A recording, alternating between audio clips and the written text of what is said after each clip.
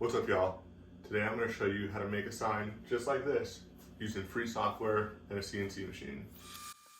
I'm going to start off by taking my piece over to my table saw with a crosscut sled, because I currently don't have a miter saw, and just cut them down to 18 inches long. From there I'm going to adjust my blade height, and here I'm just going through getting a straight edge on one side, and then I'm going to flip the boards around and cut them to width.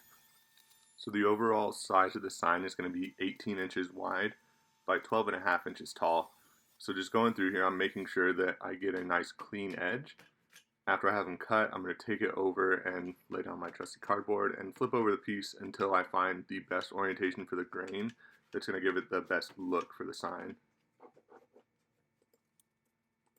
Now that I'm happy with the layout, I'm just going to flip all these pieces on their side, all of them but one, lay down a bead of glue, and then go through and spread it with my finger. I know a lot of people don't like this, but afterwards just grab a baby wipe, it comes right off. Then I'm going to clamp one on each end. I'm just using these little Harbor Freight clamps. They work pretty well, actually. Laying them kind of on their side there just to prevent some warping, and then go through and just add all my clamps. And here we have just the perfect amount of glue squeeze out that I'm going to clean up with more baby wipes. While the glue dries, I'm going to go inside and do my design. So I did curvy text in Inkscape because there's sometimes overlap that in Carbide Create it's hard to get rid of. I'm going to go ahead and create the box in the correct size and play around with the sizing of the letters and the spacing to kind of figure out what I want. Now I know I want to do kind of like a state theme with this. I'm going to delete the O, import in Arizona SVG, and kind of rearrange still. Just trying to make the best use of the space here. Then I'm going to go in and create an outline around the letters because I want them to overlap the state a little bit, and then do a Boolean operation just like I'm going to do on these letters here that gets rid of that weird little overlap. So I'm just going to replace the O in home with a heart, and then we're going to rearrange a little bit and get ready to create our advanced V toolpath. On the pocket, I'm doing 100 inches a minute on feed and speed with a 0.1 inch depth per cut. And then on the V carve, it's going to be 60 and 60 with a full depth, which is 1/8 of an inch pass. I don't use Carbide Motion to actually run the CNC, so I'm going to split this single output file into a separate pocket and V carve toolpath. If you want to do that, you're literally just erasing from the top to the bottom on each one out of a duplicate file. Now that my toolpath is ready, I'm going to come back, and just because this wood was bowed just a little bit from the start, I'm going to do a facing operation on one side to make sure that we end up with a perfectly flat piece. My dust boot keeps coming off, but it's whatever. This is a pretty simple operation I created in Fusion 360, and then once I have one flat side, I'm going to create a parallel side on the planer using small passes to just take off a little bit at a time until we're ready to go over and start sanding.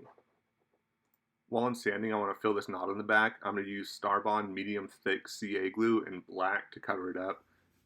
Having big hands, I always have this problem. Try to put a glove on and right away it rips. Go back, try again, finally got a glove on right. I'm going to come back and clean it off with mineral spirits, and then I want to make sure that dries completely because after this, in between grits, we're going to water pop it. So I'm just trying to get an even coat of water across this and make sure there's nothing resting too much, and that'll just make sure that we end up with a nice smooth finish. Take it over back to the crosscut sled, and we're just going to square this up and get it to exactly 18 inches before we take it back to our favorite step.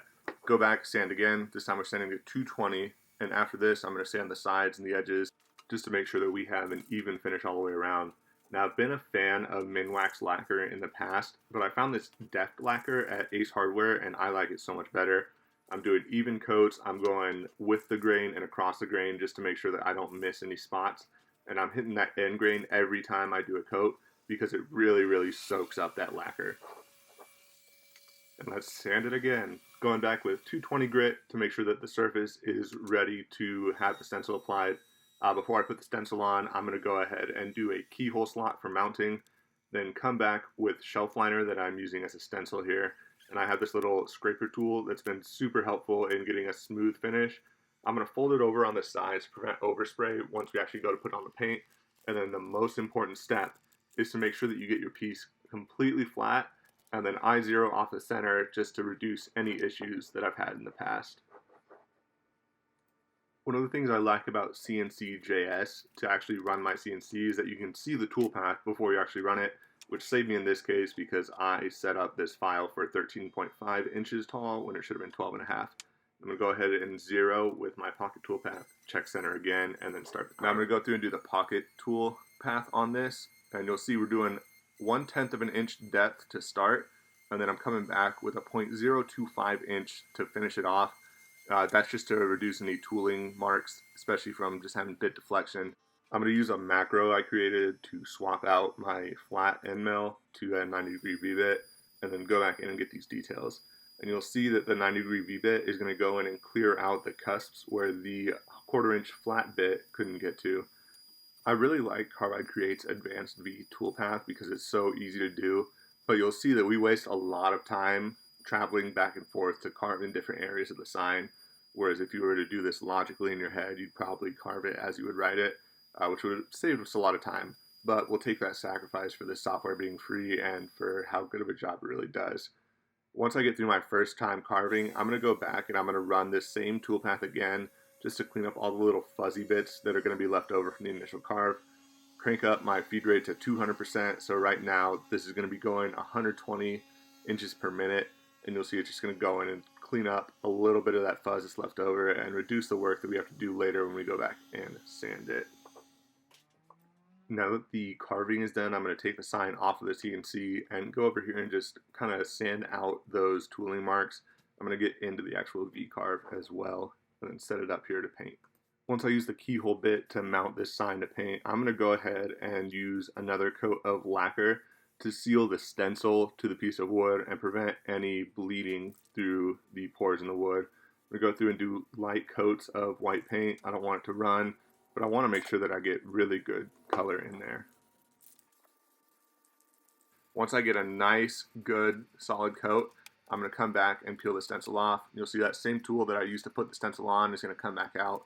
Once I get these big chunks off, I'm going to use that little squeegee thing to come in and get these little pieces off the middle so I'm not messing up the paint on accident. And you'll see how quickly and easily it makes work of this.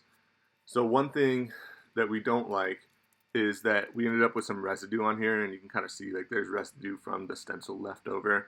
So to fix that, I'm going to come back in with the sander, trying to turn it down as much as possible because I don't want to sand through some of these V-carves. And you'll see you got to use a light touch on it. I'm going to come through and lift up and just use one side of the sander just to try and avoid sanding down some areas and just getting off just the right amount of that residue and get it down to the wood or the finish again. So I'm just using a 220 grit on this on the fine setting on my Festool. Come back and I'm going to spray another coat of lacquer. Honestly, I'll probably do 2 or 3 of these coats just to make sure that I get a nice solid finish and that the sheen is even. I let it dry for an hour or two, come back out, and just with a brown paper bag, I'm just going to polish it out. This is going to make sure that all the little dust nibs come out. It's going to give us an even sheen, and just check out how it looks at the end. If this video helped you, go ahead and hit the sub button, hit the thumbs up, leave me a comment, and check me out on my socials and all the links to the tools in the description for this video.